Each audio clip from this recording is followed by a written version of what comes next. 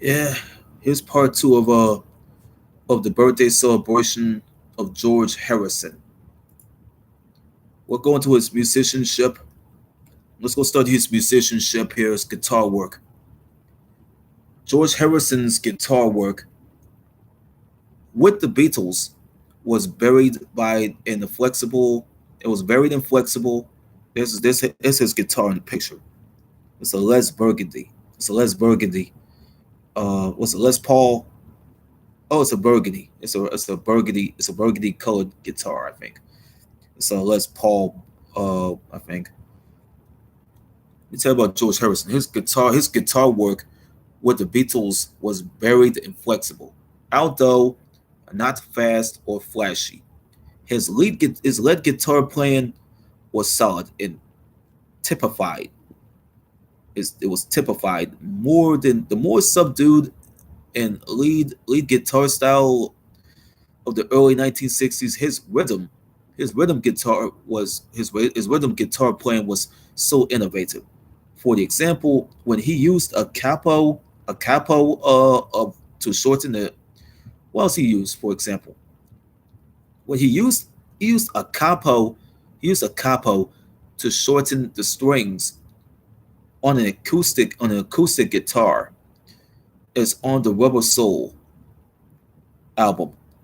And Here Comes the Sun to create a bright sweet sound. Eric Clapton had felt that Harrison was clearly an innovator, and as he was taking certain elements of R&B and rockabilly and creating something unique. It's creating something unique. The founder of the Rolling Stone magazine, Jan Wenner, described Harrison as a guitarist who was never showy, but who had an innate, eloquent melodic sense, an eloquent, an eloquent melodic sense. He played exquisitely in the service of the song. The guitar picking style of Chet Atkins and Cole Perkins influencing Harrison, giving a country music type of feel. To many of the Beatles' recordings, he identified Chuck Berry. It's Chuck Berry. It's Chuck Berry. Born Charles Edward Anderson Berry. He happens to be an American singer and songwriter. So he used this man, he identified this man as an early influence, another early influence. Who, what did Harrison identified as another early influence? Charles Edward Anderson Berry. Okay, that guy's African American, bruh. Guy's black.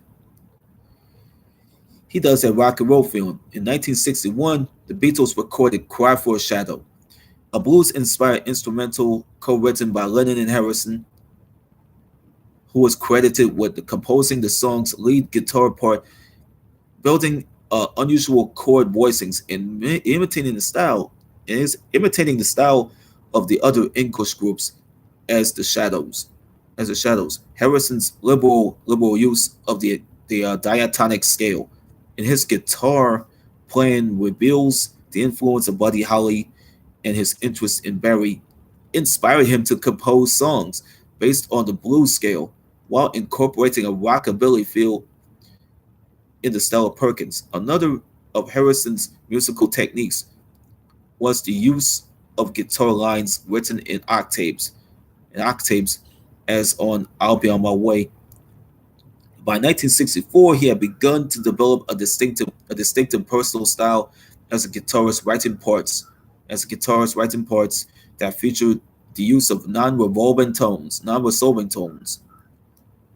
like they're like non-resolving, as with the ending chord arpeggios on the on a hard day's night on this and other songs from the period. He used a Rickenbacker 360/12, an electric guitar that had 12 strings in it. It had 12 strings in it. is the low eight of which are tuned in pairs, one octave, one octave part, one octave OCTAV, one octave part with the higher four being pairs tuned in unison. His use of the Rickenbacker on a hard day's night helped to popularize that model, and the jangly sound became so prominent that Melody Maker termed it the Beatles' secret weapon. In 1965, Harrison used the expression pedal. Harrison had used an expression pedal to control his guitar's volume, the volume like on the "I Need You" song, is creating a syncopated flatando effect. It has that flatando effect with the melody resolving its dissonance. That's the word dissonance. Through tonal displacements. He used the same volume swell. What he used the same volume swell technique. He used it on the "Yes It Is" song, which that he applied to what Edward is describing as a articulation. Ghostly articulation to the song's natural harmonics. In 1966, Harrison contributed innovative musical ideas to Revolver. He played backwards guitar on Lennon's composition. Lennon's composition is called "I'm Only Sleeping," and a guitar counter melody and on "And Your Bird Can Sing." That's moved in parallel octaves. It moved in parallel octaves above McCartney's bass downbeats. His guitar playing on "I Want to Tell You" exemplified the pairing of the altered chordal colors with the descending chromatic lines and his guitar part for Sgt. Pepper's "Lucy in the Sky with Diamonds" mirrors Lennon's vocal line in much the same way that a sarangi player accompanies a Kayal singer in a Hindu devotional song. Everett, he described Harrison's guitar solo. Let me tell you about Everett. He described Harrison's guitar solo from the Old Brown Shoe as what's it, stinging and highly Highly Claptonesque. He identified two of the composition's significant motives: a bluesy trichord and a diminished triad with roots in A and E. Huntley called the song a sizzling rocker with a ferocious solo in Green's position. In Green's position. Harrison's demo for Old Brown Shoe contains one of the most complex guitar solos on any Beatles song. Harrison is playing Abbey Road. He's playing on Abbey Road, and in particular on "Something Marked," a significant moment in his development as a guitarist. The song's guitar solo shows a varied range of influences, incorporating the blues guitar style of Clapton and the styles of Indian gamakas.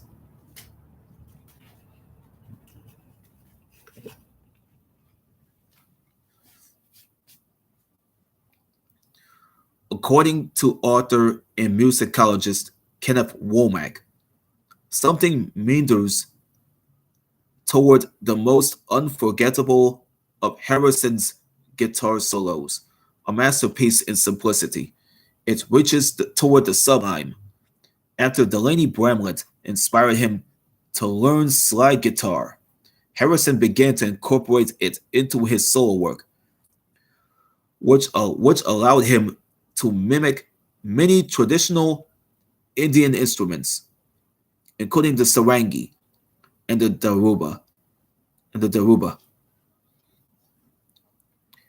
Lang described Harrison's slide guitar solo on Lennon's How Do You Sleep as a departure for the sweet soloist,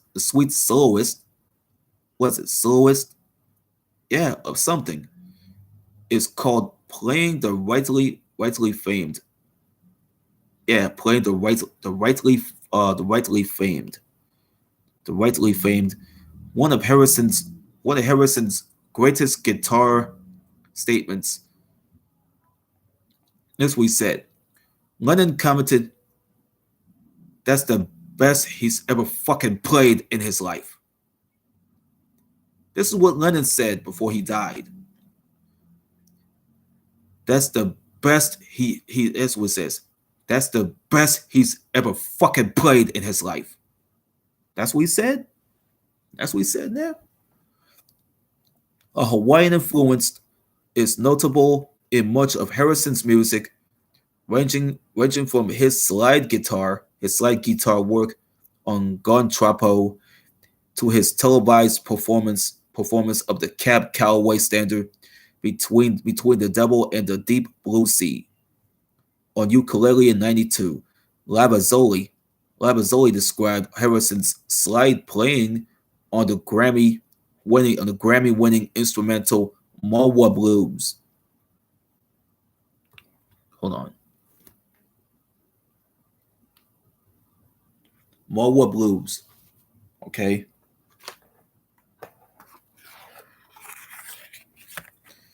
That was from like 2002.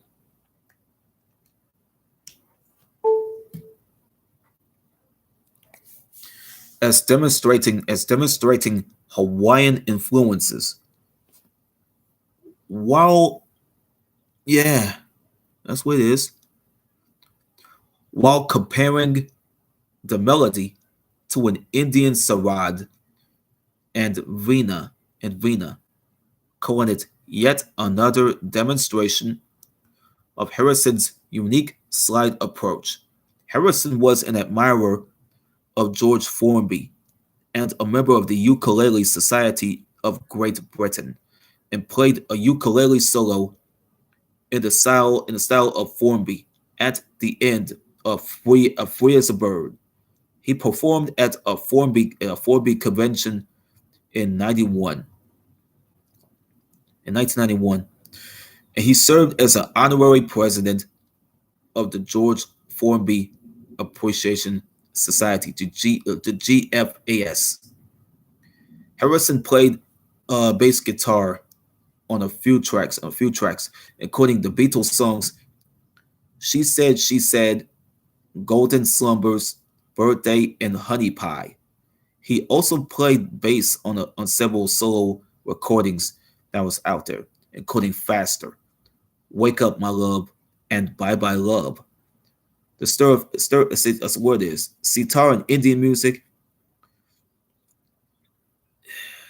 During the Beatles' American tour in 1965, that was around the summer, Harrison's friend David Crosby of the Byrds introducing him to the Indian classical music and the work of sitar maestro Ravi Shankar. Harrison described Shankar as the first person who ever impressed him in his life, which that happens, which that he said he was the only person who didn't try to impress him. So Harrison became fascinated with that's what he became. Harrison became fascinated with the sitar and the sitar and immersed himself in Indian music.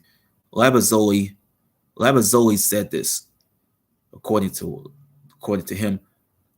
Harrison's introduction Harrison did of the instrument on the Beatles song Norwegian Wood opened the floodgates for the Indian instrumentation in rock music, triggering what Shankar would call the great sitar explosion. The great sitar explosion. That's what we call it. The great sitar explosion of the 1960s. He recognized, is what Labazzoli said, he's recognizing Harrison as the man most responsible for this phenomenon. Until June of 1966, Harrison met Shankar at the home of Mrs. Angadi of the AMC, Asian Music Circle. The Asian Music Circle. He was asking to be his student. He's asking him to be his student, and he was accepted before this meeting. Harrison had recorded his Revolver track, "Love You Too," "Love You Too," contributing a sitar. A sitar. What is it contribute to? It's contributing to what? A sitar part that Labazzoli is describing as an astonishing improvement over Norwegian wood, and the most accomplished performance. Yeah, the most accomplished performance that was on a sitar by any rock musician that ever played. On July 6th, Harrison traveled to India to buy a sitar from Ricky Raman Sons. Yeah, Ricky Raman Sons in New Delhi. In September, following the Beatles' final tour, he returned to India to study sitar for six weeks with Shankar. He initially stayed in Bombay, India, until the fans learned of his arrival, then moved to a houseboat on a remote lake in Kashmir. During this visit, he also received tutelage from Shambhu Das, the protege of Ravi Shankar.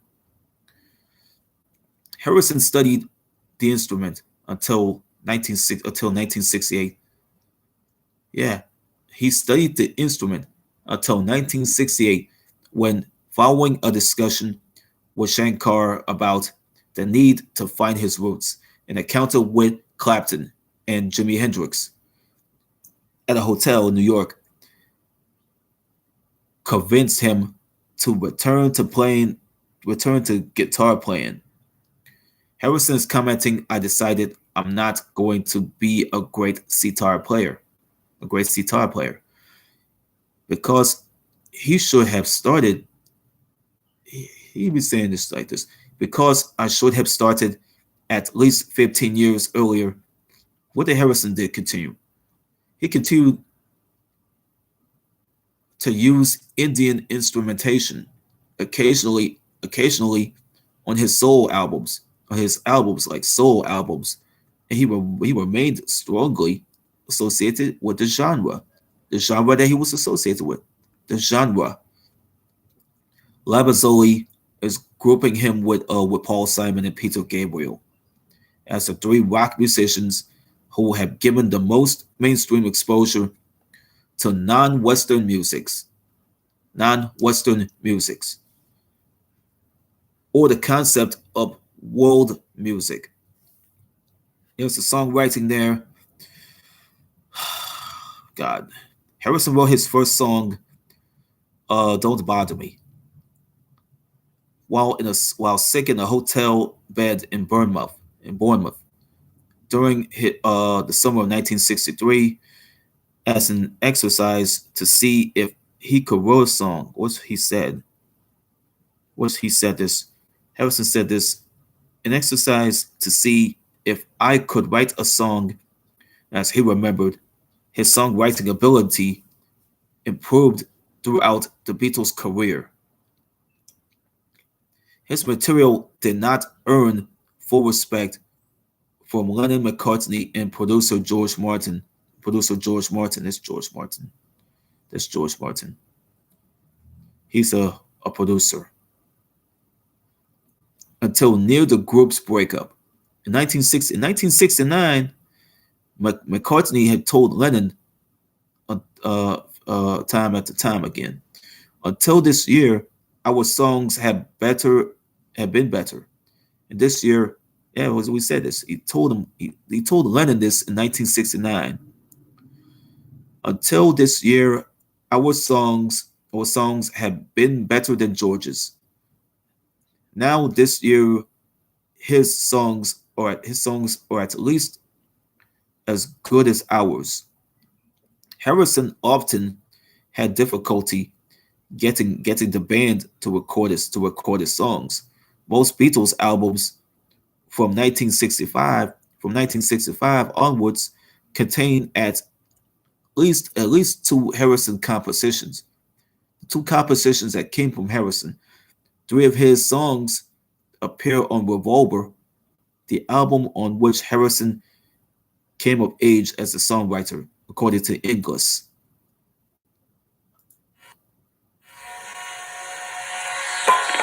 Try to realize it's all within yourself. No one else can make you change. And to see you're really only very small. Life flows on within you and without you.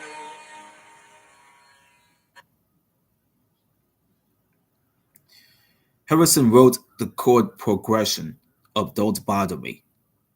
Of Don't Bother Me. That's what Harrison wrote. He wrote the chord progression of Don't Bother Me, almost exclusively in a Dorian mode, demonstrating an interest in exotic tones that eventually culminated in his embrace of Indian music. The latter proved a strong influence on his songwriting and contributed to his innovation. Within the Beatles, according to Michael Gilmore of Rolling Stone, Harrison's openness to new sounds and textures cleared new paths for his rock and roll compositions. His use of dissonance, Taxman, and I Want to Tell You was revolutionary in popular music, and perhaps more originally creative than the avant-garde mannerisms of that Lennon and McCartney borrowed from the music of Karl-Heinz Stockhausen. Yeah, Karl-Heinz Stockhausen, Luciano Berio, Edgar Varese, Edgar Varese, and Igor Stravinsky of the 1967 song, the 1967 Harrison song "Within You, Without You." Author Jerry Farrell said that Harrison had created a new form, calling the composition a quintessential fusion of pop and Indian music. Lennon called the song one of Harrison's best. His mind and his music were clear. There is his innate talent. He brought that sound together. In his next fully Indian style song, The Inner Light, Harrison embraced the Karnatak, discipline of the Indian music, rather than the Hindustani style he had used in Love You To and Within You, Without You. Writing in 1997, Farrell commented, "It is a mark of Harrison's sincere involvement with Indian music that nearly 30 years on the Beatles' Indian songs remained the most imaginative and successful examples of this type of fusion. This type of fusion. For the example, Blue Jay Way and the Inner Light." Bob Spitz, who was a biographer for the Beatles, has described something as a masterpiece and an intensely stirring romantic ballad that would challenge Yesterday and Michelle as one of the most recognizable songs they have ever produced. Inglis considered Abbey Road a turning point in Harrison's development as a songwriter and musician. He described Harrison's two contributions to the LP Here Comes the Sun and Something as exquisite, declaring them equal to any previous Beatles songs. From 1968 onwards, Harrison collaborated with other musicians. He brought in Eric Clapton to play lead guitar on "While My Guitar Gently Weeps" for the 1968 Beatles White Album, the White Album that's from Beatles, and collaborated with John Barham on his 1968 debut solo album Wonderwall Music, which included contributions. The contributions from Clapton again as well as Peter Tork from the Monkees. From the Monkees, he played on tracks by David Mason, Nicky Hopkins, Alvin Lee, Ronnie Wood, Billy Preston, and Tom Scott. Harrison co-wrote songs and music with Dylan, Clapton, Preston, Doris Troy, David Bromberg, Gary Wright, Wood, Jeff Lynne, and Tom Petty, among others. Harrison's music projects during the final years of the Beatles included producing Apple Records artists Doris Troy, Jackie Lomax, and Billy Preston. Harrison co-wrote "Badge," the song. He co-wrote the song with Clapton, which was included in the Cream's 1969 album "Goodbye." Harrison he played rhythm guitar on the track using the pseudonym uh, Alangelo Misterioso. It's called the pseudonym Langelo Misterioso. A contractual reasons. For those contractual reasons, he used the pseudonym. In May 1970, he played guitar on several songs during a recording session for Dylan's album New Morning. Between 1971 and 73, he co-wrote and produced. He co-wrote and or produced 3 top 10 hits for Ringo Starr. It Don't Come Easy, Back Up Boogaloo, and Photograph. Aside from How Do You Sleep, his contributions to Lennon, his 1971 album Imagine includes a slide guitar solo on Give Me Some Truth, a dobro on Crippled Inside. Also that year, he produced and played slide guitar on Badfinger's top 10 hit Day After Day. Yeah, a dobro. And a dobro on Preston's I Wrote a Simple Song. He worked with the likes of Harry Nelson on the You're Breaking My Heart song and with Cheech and Chong on Basketball Jones, 1970s movie. By 1974, the Harrison founded a record label. It's called Dark Horse Records. This could be his label. It's his record label. It's his record label that he founded. Yeah, it's his record label. That record label could be an avenue for a collaboration with other musicians that wanted to work with him. He wanted Dark Horse to serve as a creative outlet for the artist. As Apple Records had for the Beatles, Eric Idle is commenting that he's extremely generous and he backs and supports all sorts of people that you'll never ever hear of. The first acts signed to the new label were Ravi Shankar and the duo Splinter. The duo Splinter. Harrison produced and made multiple musical contributions to Splinter's debut album, The Place I Love, which provided Dark Horse with his first hit, Costa Fine Town. That's word, Costa Fine Town, or Costa Fine Town. He also produced and played guitar in alto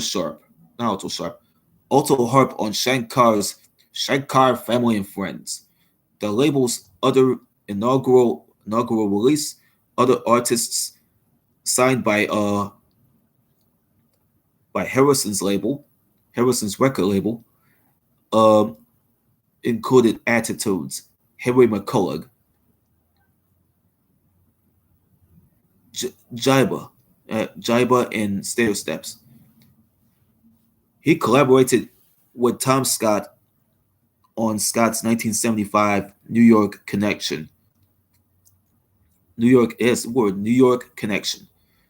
You know, he played guitar on Walk a Thin Line from The Visitor. That was from Mick Fleetwood.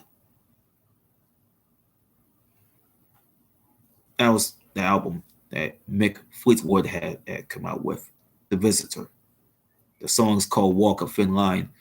His contributions, see the contributions Harrison did to start solo career. I think it happened. It says the contributions that was to start solo career continued with Rack My Brain, a 1981 U.S.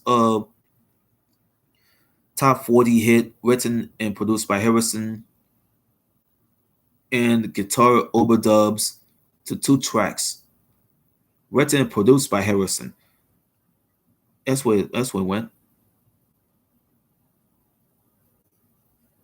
That's what it says. And a guitar overdubs and two tracks on Vertical Man. On Vertical Man. In 1996, Harrison recorded Distance Makes No Difference with Love with Carl Perkins for the latter's album Go Cat Go. And in 1990, he played slide guitar on the title track of Bob Dylan's Under the Red Sky album. In 2001, this is before Harrison died. He performed as a guest musician on Jeff Lynne and Electric Light Orchestra's comeback album. Yeah, Jeff Lynne and ELO's comeback album. Zoom. And on the song Love Letters, Bill Wyman's Rhythm Kings. Bill Wyman's Rhythm Kings. He also co-wrote a new song with his son Donnie. His son Donnie, Horse to Water, which was recorded on the 2nd of October, 8 weeks before his death. It appeared on Jules Holland's, yeah, his name, appeared on Jules Holland's album. Jules Holland. That guy, Jules Holland. They appeared on the album Small World Big Band. I think it came from Jules Holland. The guitars there, you can see them. See the guitars here. While Harrison joined the Quarrymen in the 50s, his main guitar was a Hofner President Acoustic, which he soon traded for a Hofner Club 40 model. His first solid body electric guitar was a Jacques built Jolana Futurama Grazioso. The guitars he used on the early recordings were mainly Gretsch models played through a Vox amplifier. A Vox amplifier, a Gretsch dual jet that he bought secondhand in the early 60s. And he posed with it on the album cover for Cloud 9. He also bought a Gretsch Tennessean and a Gretsch Country Gentleman. A Gretsch, two things. The two things he bought: a Gretsch Tennessean and a Gretsch Country Gentleman, which he played on "She Loves You." During the Beatles appearance 1964 on the Ed Sullivan Show, 1963, he bought a Rickenbacker 425 Fire Glow. In 1964, he acquired another Rickenbacker model, a Rickenbacker 360-12 guitar, which was the second of its kind to be manufactured in the States. Harrison obtained his first Fender Stratocaster. I read this one time. I never had any chance to read it. Fender Stratocaster. Oh, it's in 1965. He obtained it, and he first used it during the recording of the Help album. That February, he also used it when he was recording Rubber Soul that year. The most notably on the song called Nowhere Man. In early 1966, Harrison and Lennon had purchased Epiphone casinos, which they used a revolver. Harrison used also he also used a Gibson J160E and a Gibson SG standard. While he was recording the album, he later painted his Stratocaster in a psychedelic design that included that word. I never even heard that word. Bebopalula. That word is what word is? Bebopalula. Above the pick guard, and the guitar's name is Rocky on the headstock. He played his guitar in the late '60s. Master is the late '60s Magical Mystery Tour film, and throughout his solo career in July of '68, Clapton gave him a Gibson, not Gibbon, a Gibson Les Paul, a Gibson Les Paul, I think, that had been stripped of its original finish in stained cherry red, which Harrison nicknamed Lucy. He nicknamed it Lucy. Around this time, he obtained a Gibson Jumbo J200 acoustic guitar. Well, he named Harrison named a guitar after Lucille Ball, I think. He named it after Lucille Ball, I think.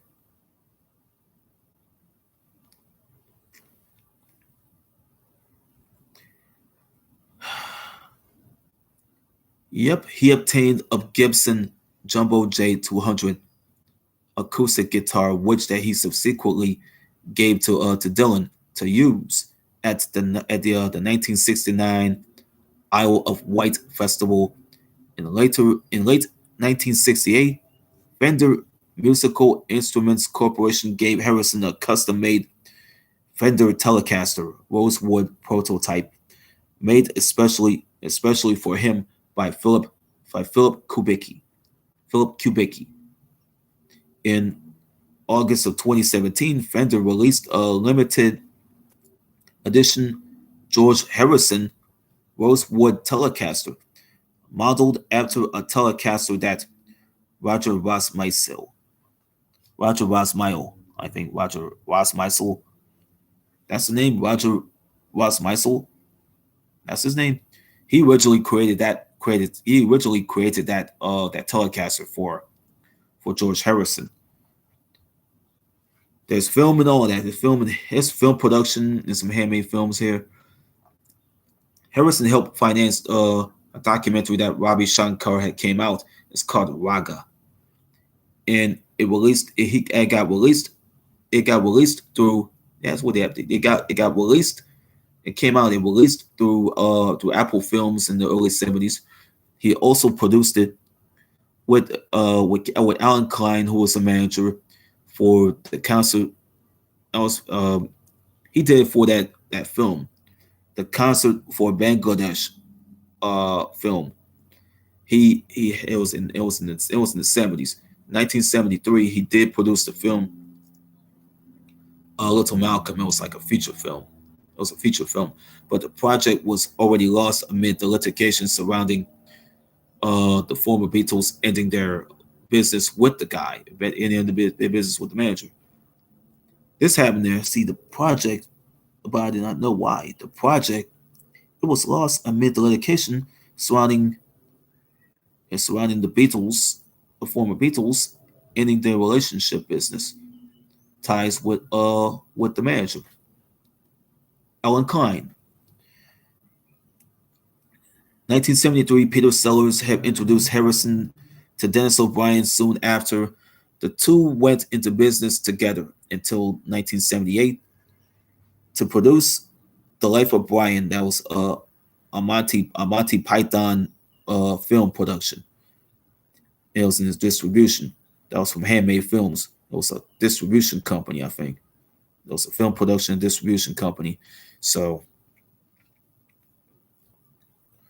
Their opportunity for the investment came after EMI Films withdrew the funding at the demand of their chief executive, Bernard Delfont. There's Bernard Delfont. I'll show you what this guy's name is. There's a picture right here. I'll show you this picture. Bernard Delfont was a Russian-born British theatrical impresario. Harrison had financed the production of Life of Brian, in part of mortgaging his house, which Idol later created. Not I forgot. Which Idol later called the most anybody's ever paid for a cinema ticket in history. That's what it means. The most anybody's ever paid for a cinema ticket in history. The film grossed $21 million at the box office in the States. In the States, the first film distributed by Handmade Films was The Long Good Friday, a 1980 film, and the first they produced was Time Bandits, a 1981 film, a co-scripted project by Monty Python's Terry Gilliam and Michael Palin. Oh yeah, Michael. Yeah, Terry Gilliam. Terry Gilliam was doing the work on the film, and then they have Michael Palin. No relation to Sarah Palin. No, no relations to Sarah Palin. The film featured a new song by Harrison, Dream Away." In the closing credits, the Time Bandits became one of Handmaid's most successful and acclaimed efforts. That's what it became of. Handmaid's Time Bandits. That film. That film could become most successful in its acclaimed efforts with a budget of $5 million. $5 million a budget of it. And it earned $35 million in the US within the 10 weeks of its release. Harrison served as the executive producer for 23 films. With Handmaid, including A Private Function in 1984, Mona Lisa in 1986, Shanghai Surprise in 1986, same as Mona Lisa, with Nail and I in 1987, and How to Get Ahead in Advertising in 1989. He made cameo appearances in several of these films, including a role as a nightclub manager in that Shanghai Surprise movie. For which he recorded 5 new songs. 5 new songs, according to Ian Inglis. Ian Inglis has said Harrison's executive role in Handmade Films helped to sustain British cinema at a time of crisis, producing some of the country's most memorable movies of the 1980s, following a series of box office bombs in the late 80s and excessive debt incurred by O'Brien, which was guaranteed by Harrison. Handmaid's financial solution became precarious. The company ceased operations in the early 90s, and was sold 3 years later to Paragon Entertainment, that had to be a Canadian corporation. Afterwards, Harrison sued O'Brien for $25 million for fraud and negligence, resulting in an $11.6 million judgment in 1996. Humanitarian work, which I am forced to read. Harrison was involved in humanitarian and political activism throughout his life. In the 1960s, the Beatles had supported the civil rights movement and protested against the Vietnam War. In early 1971, Ravi Shankar consulted Harrison about how to provide aid to the people of Bangladesh After the 1970 Bola cyclone, the Bola cyclone, and the Bangladesh Liberation War, the BLW, Harrison hastily wrote and recorded the song Bangladesh. That's what he named. They named it Bangladesh, which became pop music's first charity single when issued by Apple Records in late July. He also pushed Apple to release an EP called Joy Bangla in an effort to raise further awareness for the cause. Shankar he started asking Harrison's advice. He's asking for Harrison's advice about planning a small charity event in the United States of America. Harrison responded by organizing the concert for Bangladesh, which raised more than $240,000. That's raised more than that. They're raising more than $240,000. $240,000 by around $13.5 million. It was generated through the album and film releases. It was generated through the album and the film releases of the films.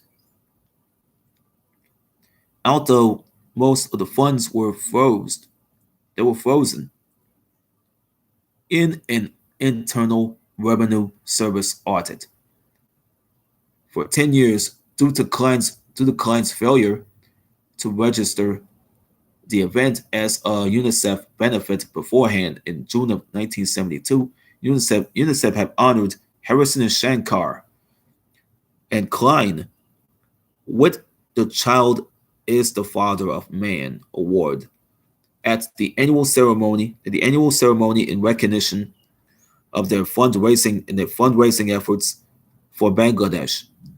From 1980, Harrison became a vocal supporter of Greenpeace and CND. He also protested against the use of nuclear energy with Friends of the Earth and helped finance Volay, a green magazine launched by Monty Python member Terry Jones in 1990. In 1990, he helped promote uh, Libya's Romanian angel appeal on behalf of the thousands of Romanian orphans left abandoned by the state following the fall of communism in Eastern Europe. In Eastern Europe, Harrison recorded a benefit single Nobody's Child, with the traveling Wilburys, and assembled a fundraising album with the contributions from the other artists that including Clapton, Starr, Elton John. So with guys like Clapton, guys like Starr, guys like Elton John. Let's see. Yes, Elton John, Stevie Wonder, Donovan, and Van Morrison. The concert for Bangladesh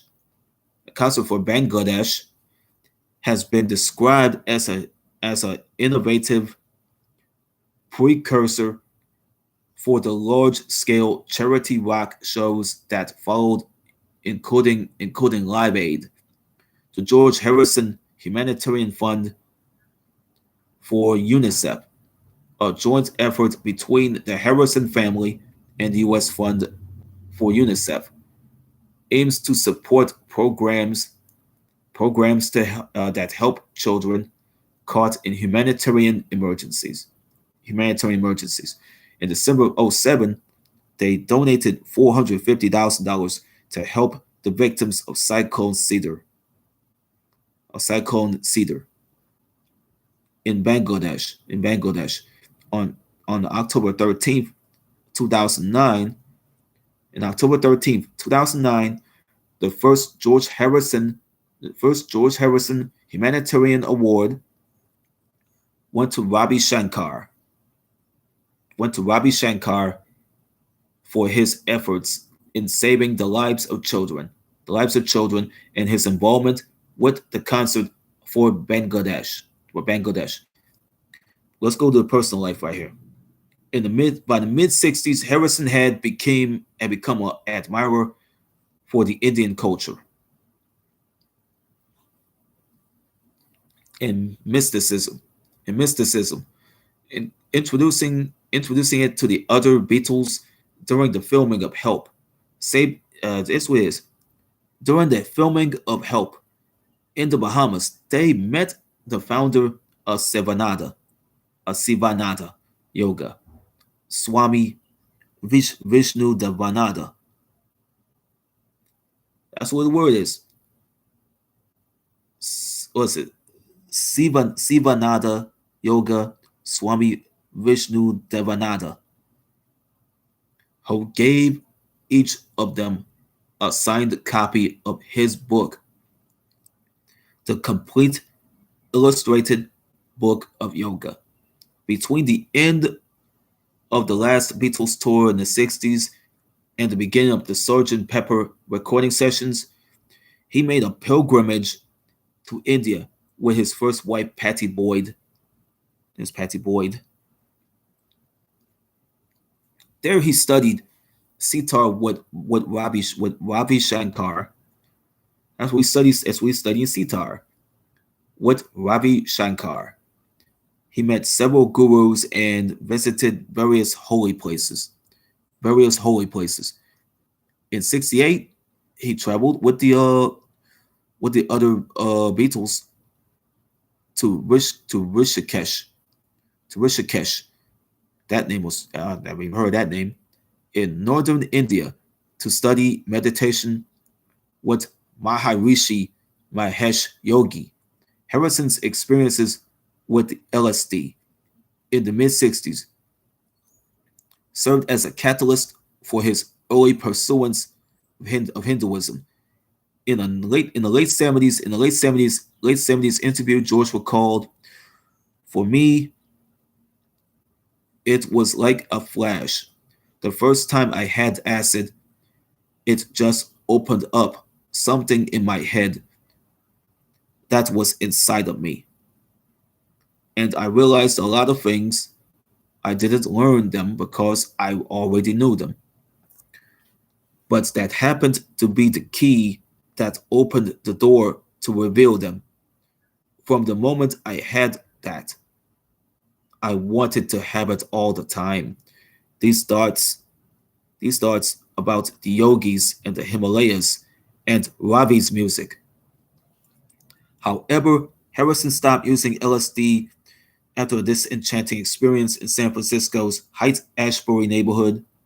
He recounted in the Beatles anthology.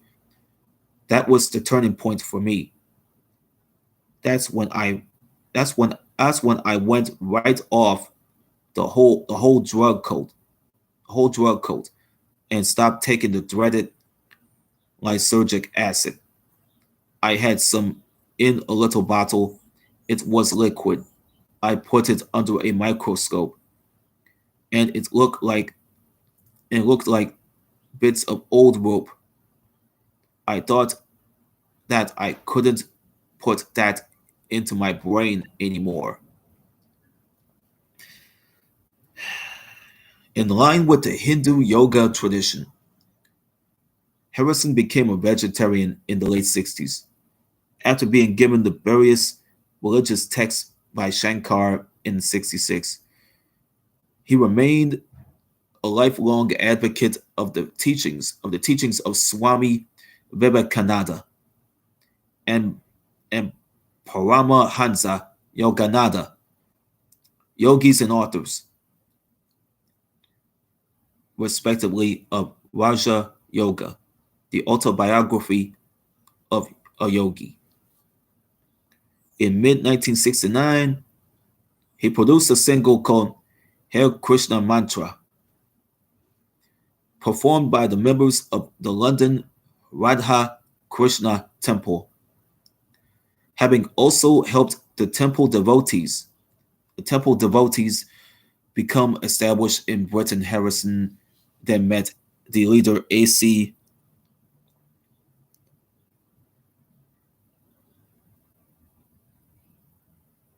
Behaktiv Bhaktivedanta Swami Prabhupada, whom he described as quote unquote my friend, my master, and his words, whom he described as my friend, my master, and a perfect example of everything he preached. Harrison embraced the Hare Krishna tradition. Yeah, the Hare Krishna tradition. That's what Harrison is embracing. The Hare Krishna tradition. Particularly Japa Yoga, chanted with beads and became a lifelong devotee. In 1972, he donated the Letchmore Health Mansion, north of London, to the devotees. It was later converted to a temple and renamed Bhaktivedanta Manor. Regarding was it regarding other faiths, he once remarked, "All religions are branches of one big tree. It doesn't matter what you call him, just as long just as long as you call." He commented on his beliefs. Krishna actually was in a body, a person. What makes it complicated is if he's God, what he's doing fighting on a battlefield. It took me ages to try to figure that out. And again, it was Yoganada's spiritual interpretation of the Bhagavad Gita that made me realize what it was. Our idea of Krishna and Arjuna on the battlefield in the chariot. So this is the point that we're in these bodies, which is like a kind of chariot, and we're going through this incarnation, this life, which is kind of a battlefield, the senses of the body.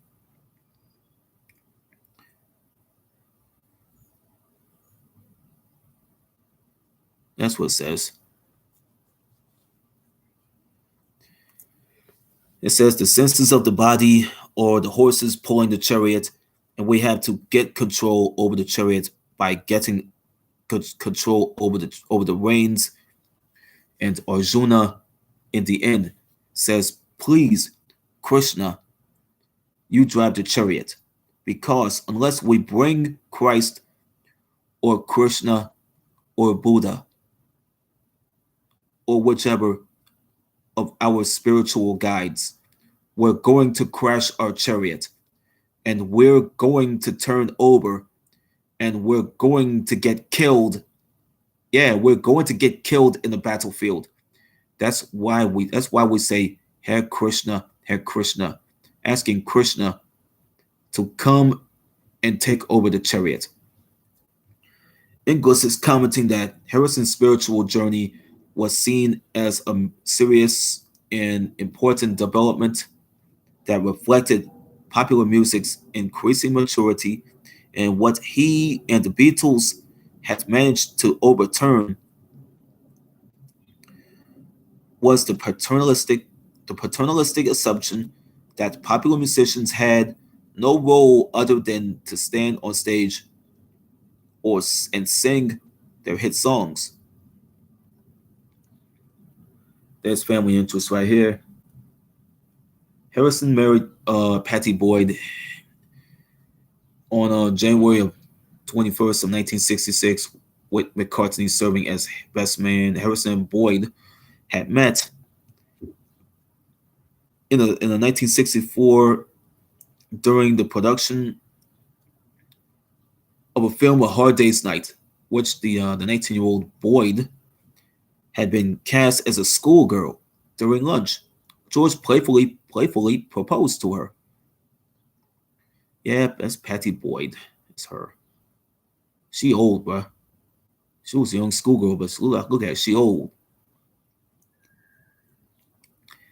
They separated in the 1970s. I think it was 1974, the early 70s. and their divorce was finalized in 1977. That's the late 70s.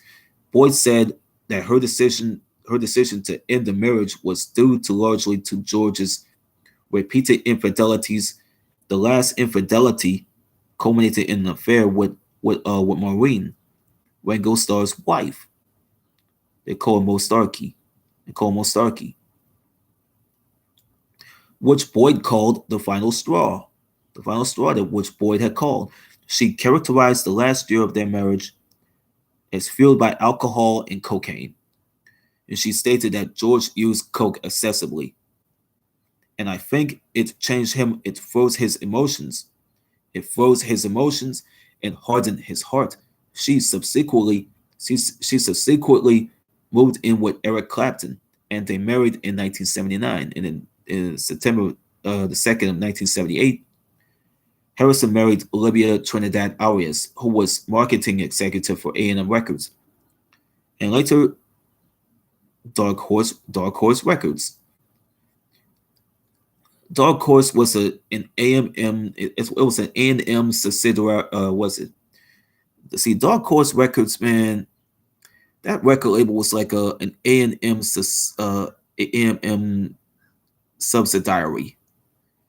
The couple had first met over the phone, working on a record company business, and then in person at the A&M Records offices in LA in 1974. They had a son named Donnie Harrison, who was born in early on August 1st of 1978. Harrison had restored the English Manor House and grounds in Friar Park, his home Henley on Thames, where several of his music videos, including Crackerbox Palace, were filmed on the grounds. He also served as the background for the cover of All Things Must Pass. He employed 10 workers to maintain that 36-acre, 15-ha garden. Harrison commented on gardening as a form of escapism. Sometimes I feel like I'm actually on the wrong planet, and it's great when I'm in my garden, but the minute I go out the gate, I think, what the hell am I doing here? His autobiography, I, Me, Mine, is dedicated to the gardeners everywhere. Ex-Beatles publicist Derek Taylor helped Harrison write the book, which that said little about the Beatles, band, focusing on instead of on the hobbies that Harrison had, music, the lyrics. Taylor had commented. Taylor had already commented. He said that George is not disowning the Beatles. George is not disowning the group, the band, the Beatles. But it was a long time ago, and he actually a short part of his life. Harrison had interest in sports cars, though,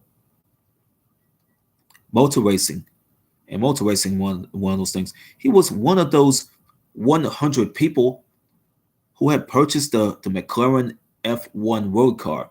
He had collected photos of racing drivers uh, in their cars since he was a youngster at the age of 12. He had attended his first race when he was younger, the 1955 British Grand Prix at Aintree. He rode faster as a tribute to the Formula One racing drivers like Jackie Stewart and Ronnie Peterson. Yeah, the two people, Jackie Stewart, you know, and Ronnie Peterson. Those proceeds, those the proceeds from its release. It went to the Gunnar Nelson Cancer Charity, set up after the Swedish driver's death from the disease in 1978. Harrison's first extravagant car in 1964, Aston Martin DB5. Yes, the Aston Martin DB5. was sold at auction on December 7th, 2011 in London. An anonymous Beatles collector had paid 350,000 quid for the vehicle that Harrison had bought new in January of 1965. See the relationships that he had with all the members. For most of the Beatles' career, the relationships in the group were close. Hunter Davies has said the Beatles spent their lives not living a communal life, but but communally living the same life. They were each other's greatest friends. They were each other's greatest friends.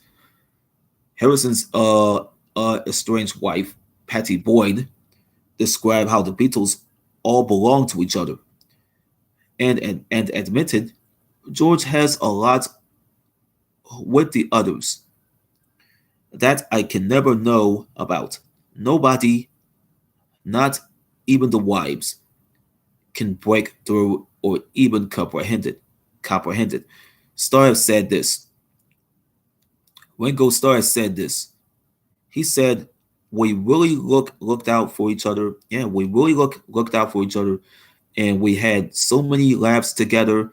In the old days, we'd have the biggest hotel suites, the whole floor of the hotel, and the four of us would end up in the bathroom just to be with each other." He added there were some really loving, caring moments between four people, a hotel room, here and there, a really amazing closeness. Just four guys who loved each other. It was pretty sensational. It was pretty sensational, to say the least. Lennon stated that his relationship, John Lennon, he said this before he died. His relationship with Harrison was one of young follower and older guy. He was like a disciple of mine when we started. When we started, the two later bonded over their LSD experiences, finding common ground as seekers of spirituality. Spirituality, they took radically different paths thereafter. With, according to biographer Gary Torrey, Harrison finding God and Lennon coming to the conclusion that people are the creators of their own lives. In 1974, Harrison said of his former bandmate, John Lennon, is a saint, and he's a heavy duty, and he's great, and I love him. But at the same time, he's such a bastard. That's what he says. But at the same time, he's such a bastard. But that's the great thing about him, you see. Harrison and McCartney were the first of the Beatles to meet, having shared a school bus, and often learned and rehearsed new guitar chords together. McCartney said that he and Harrison usually shared a bedroom, while touring, while they were touring. McCartney has referred to Harrison as his baby brother. In a 1974 BBC radio interview in 1974, that was with Alan Freeman, Harrison stated that McCartney ruined me as a guitar player. In the same interview, however, Harrison had stated this: "I just know that whatever we've been through, there always been something that's tied us together." Perhaps the most significant obstacle to a Beatles reunion after the death of Lennon was Harrison and McCartney's personal relationship. Their personal relationship, as both men admitted that they often got on each other's nerves. Rodriguez had commented, He commented, even to the end of George's days, theirs was a volatile relationship.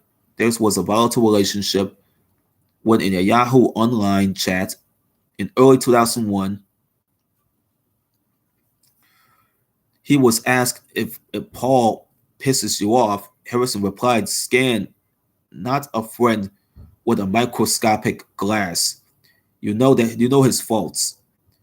Then let his foibles pass." Old Victorian proverb.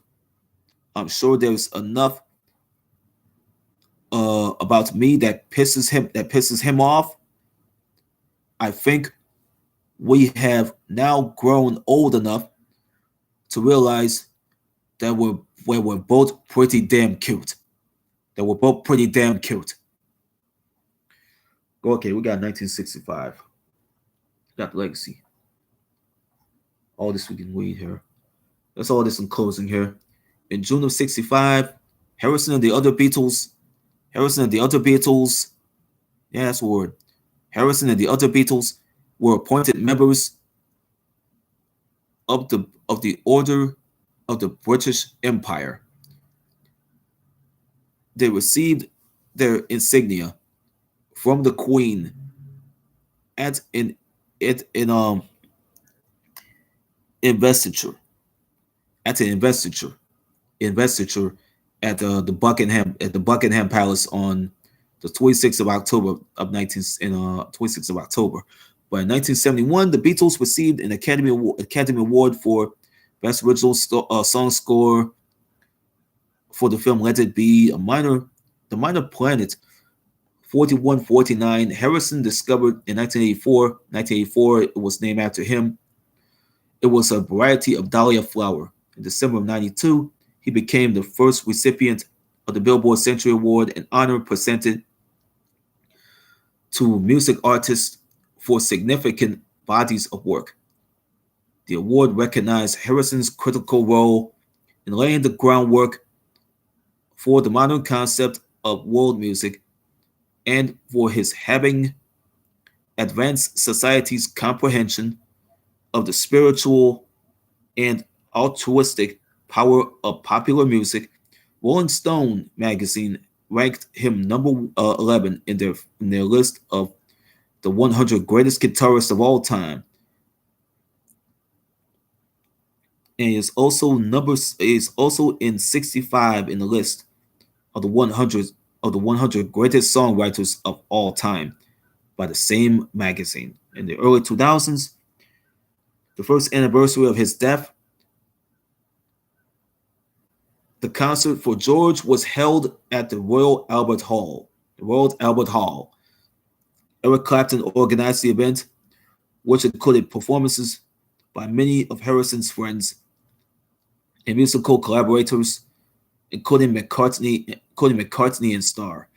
Eric Idle, who described Harrison as one of the few morally good people that rock and roll has produced, was among the performers. The performers of the Monty Python's the Lumberjack song, which that he did. The profits from the concert went to Harrison's charity, the Material World Charitable Foundation, the MWCF. In 2004, Harrison was posthumously inducted into the Rock and Roll Hall of Fame as a solo artist by his former bandmates, Lynn and Petty, into the MSG Walk of Fame in 2006. For the concert for Bangladesh on the 14th of April of 2009, on the 14th of April of 2009, the Hollywood Chamber of Commerce, the HCC, awarded Harrison a star on the Walk of Fame in front of the Capitol Records building. The Capitol Records building. McCartney, Lynn, and Petty were present.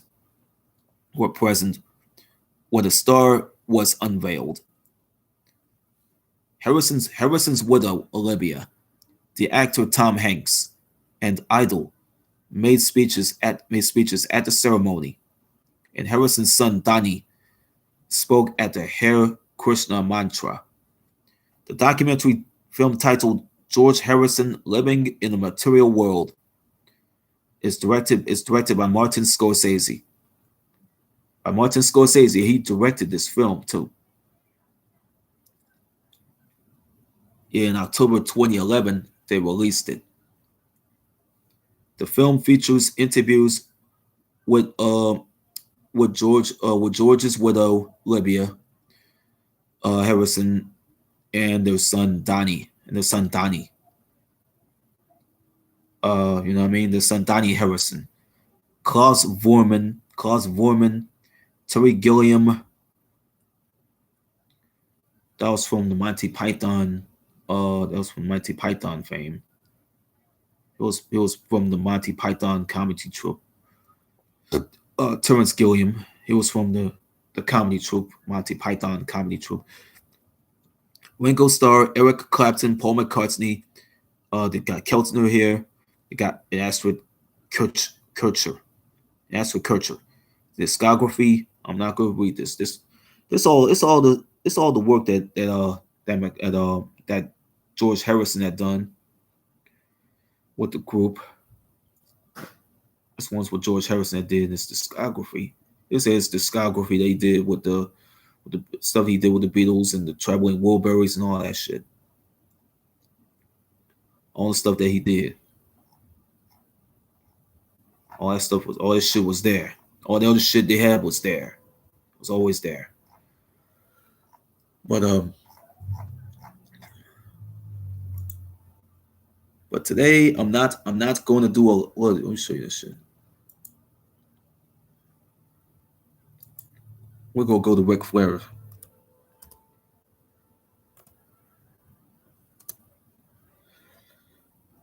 It's saying his birthday. Let me show you.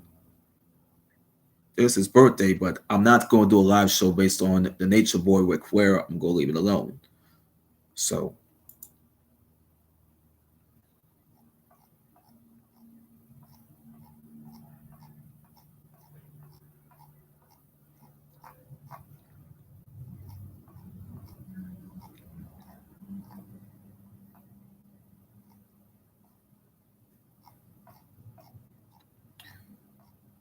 all that stuff was there. So, Ric Flair, his birthday. I'm not going to do a live show based on him.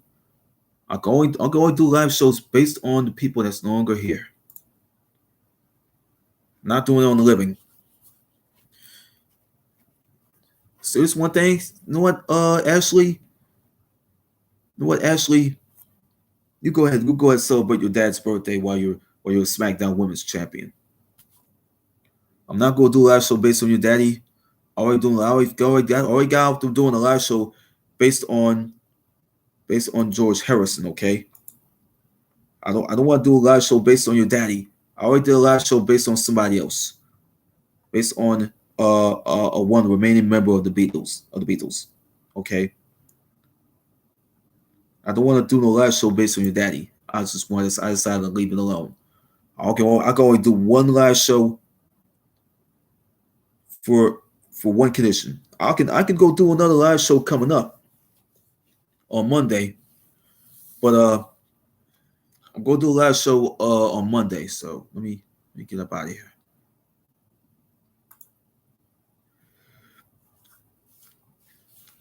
I can only do one live show. I can only done like 3 of them already. Already done a bunch.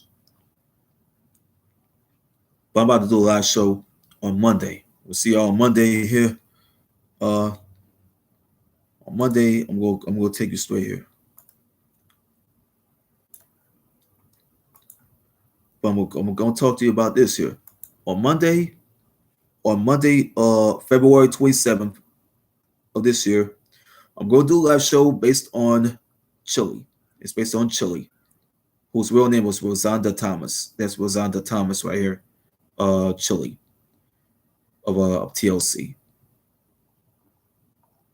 You know.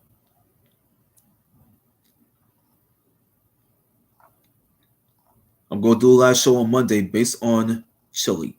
Okay. And this all her shit right here. So It's all the shit that she have here. I'm gonna do a short little I'm gonna do a short little I'm gonna show you this shit. Probably on Monday, I'm gonna do a short uh birthday celebration based on chili. Okay, I'm gonna do that on Monday. I don't want to do it long. I don't want to do a long one though. Rick Ware birthday celebration. I'm not gonna do that. I'm not gonna do one based on him. On Monday, I can do one based on chili. Okay, let me go. On Monday, I'm gonna do a live show based on chili from TLC. I'm about to get up out of here, man. I'm about to go play. I'm about to go fix me somewhere else to eat, man. Well, fix me somewhere else to eat, and and we out. While I'm starting doing my ride, you know what I mean? When I start doing my ride, I'm gonna get ready to get the hell up out of here. Get the hell up out of here, man. We ride, we get the fuck up out of here. Hold up.